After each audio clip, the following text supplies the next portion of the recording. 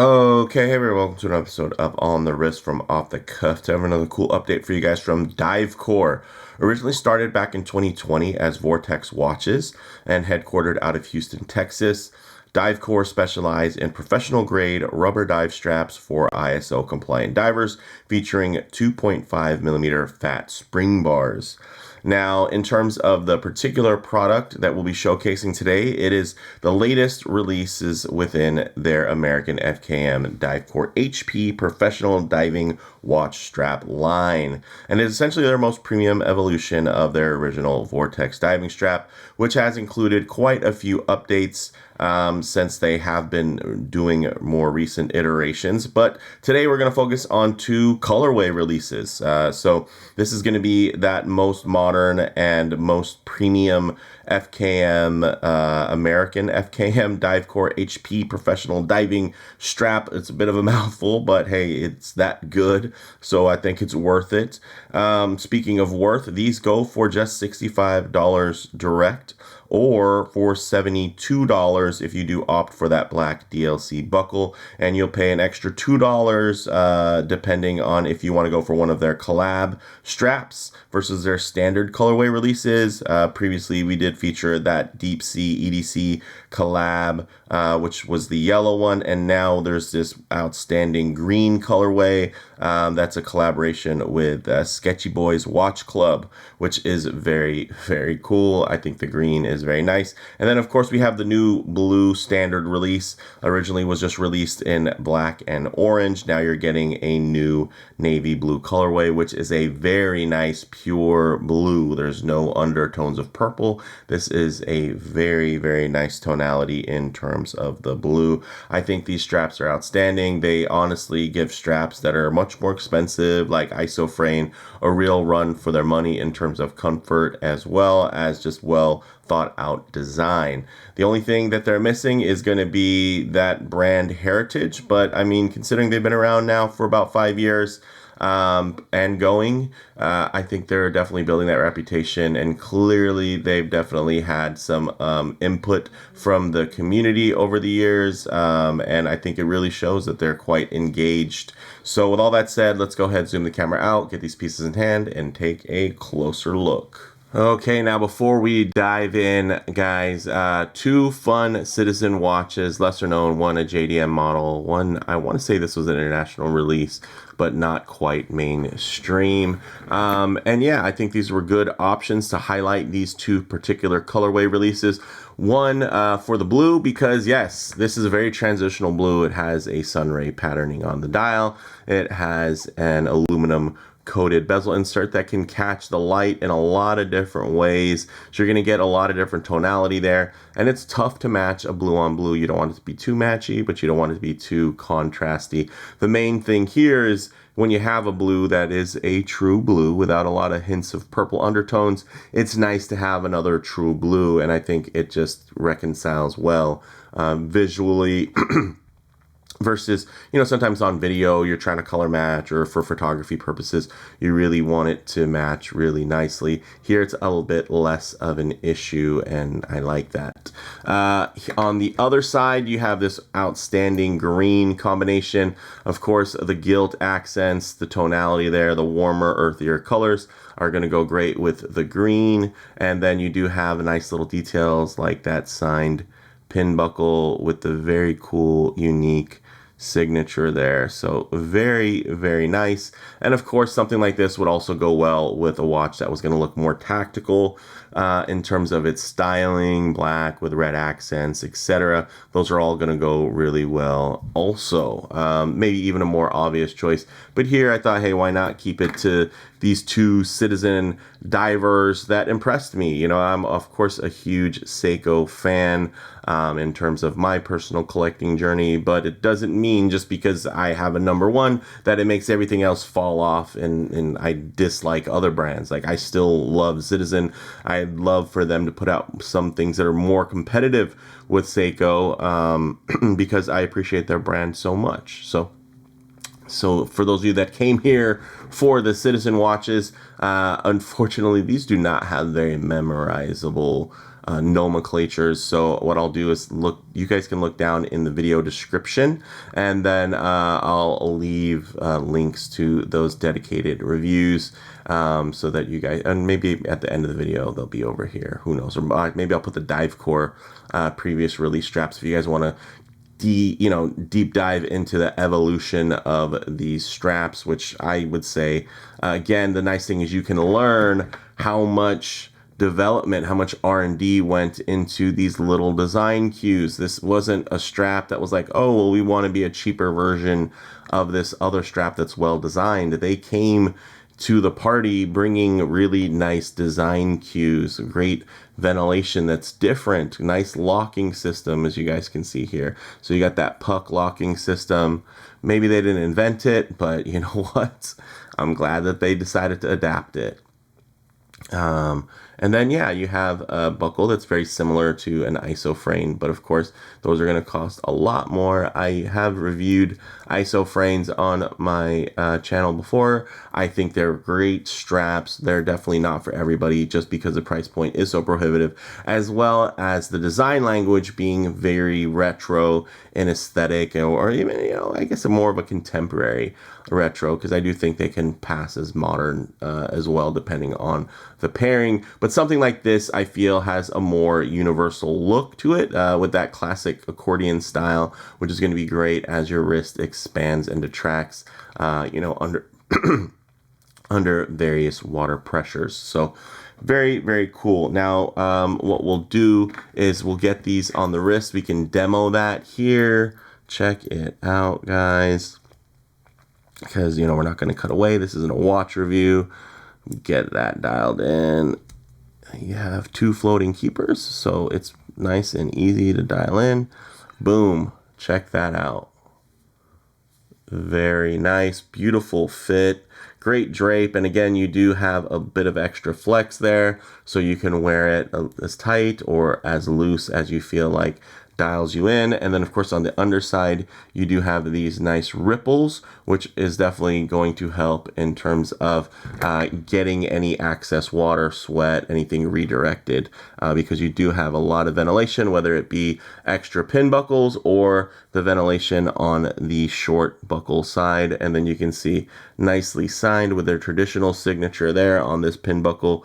So nice high quality, nothing too crazy or luxurious in feel, but I think at the price point at well under $100, it makes sense for these to, not have the craziest hardware. Would it be nice? Sure, but they do have other little details. Look at that. There's a bit of pocketing done on this side so that the edges will overhang and really grip and grab. So they do have an attention to detail, but no, they're not necessarily trying to compete with a luxury strap. They're really providing something that is meant to be more tool oriented and functional. So we'll get a little treat today because I am left-handed. We'll put this on the left wrist. Typically, I don't wear watches on this wrist, and I know sometimes that can be confusing for people. I will say, as somebody who wears my watches on the other wrist, I don't get confused when I see watches on somebody's left wrist. So I'm going to assume that you have as well the mental dexterity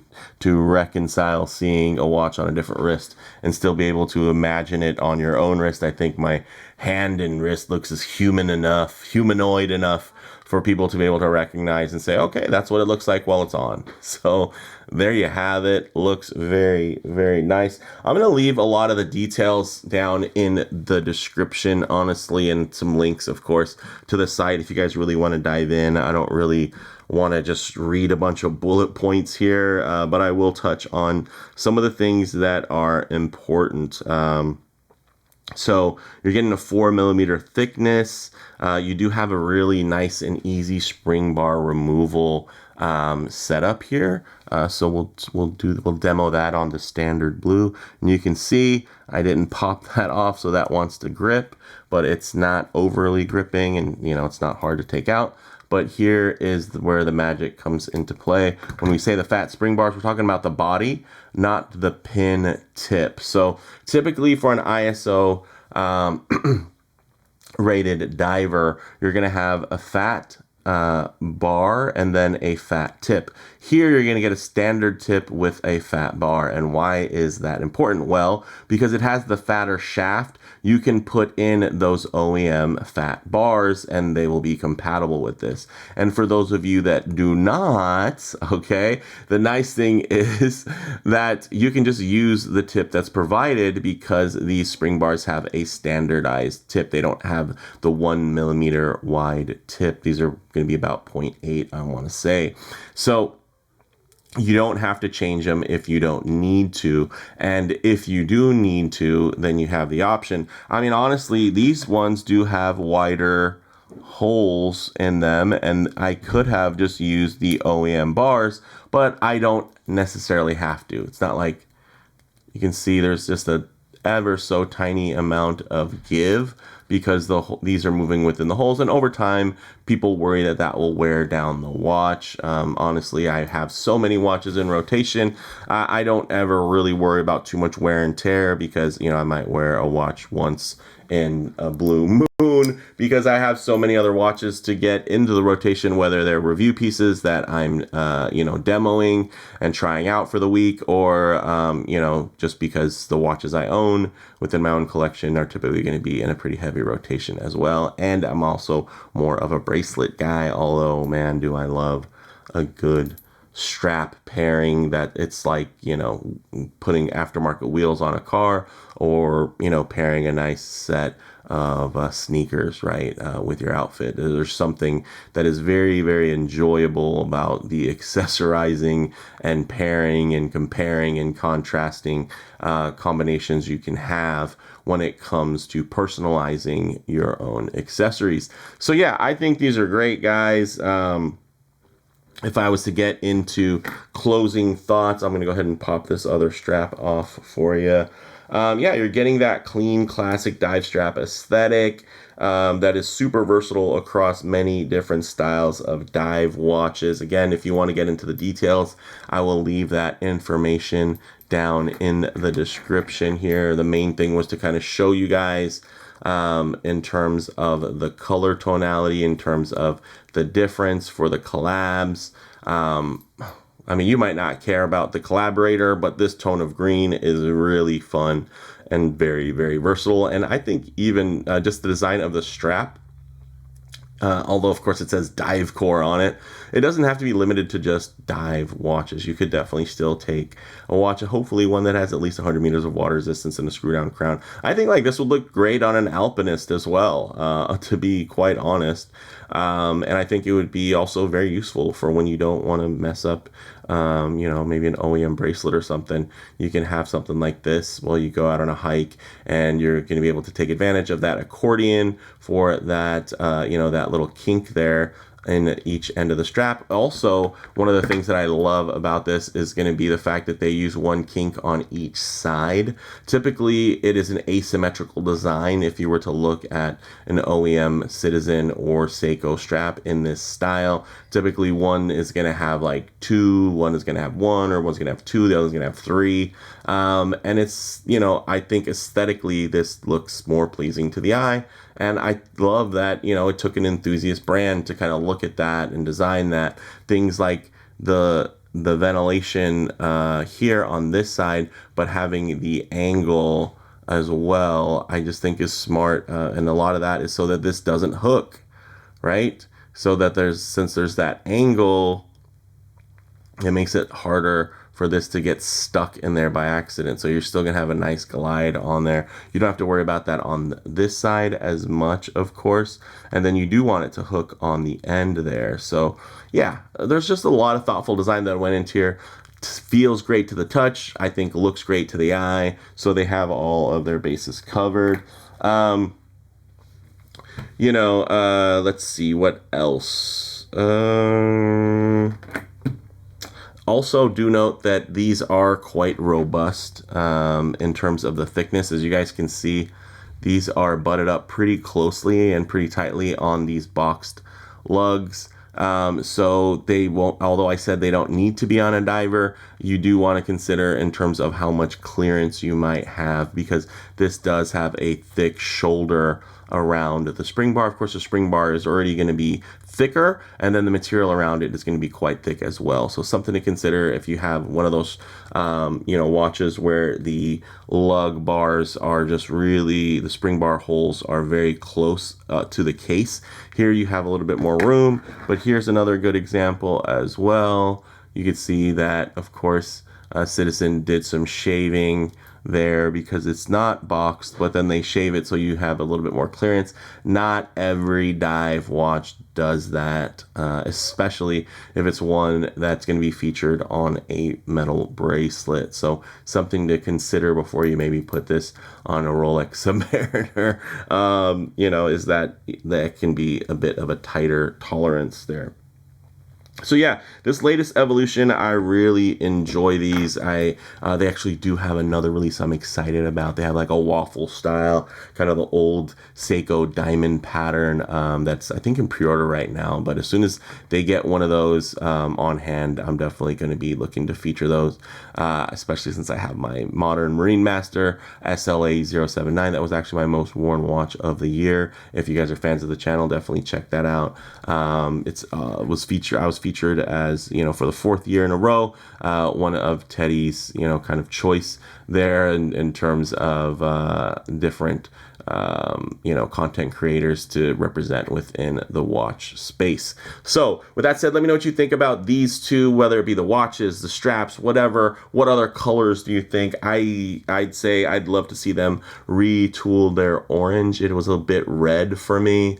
But I think that was a good thing in certain ways. But instead of having a reddish orange one, I think they should just have one that's more of a pure orange and one that's more of a pure red, and I think that would be ultimately awesome. But let me know your thoughts down in the comments below. I think at the price point, these are really well dialed in. I know right now everybody's doing premium FKM straps, but here it's not just the material that's selling it, it's the design, it's the execution. I think that there's a lot to enjoy, but let me know what you think down in the comments below. If you like the video, please hit like, and if you already, please subscribe for more content just like this. Thanks, guys.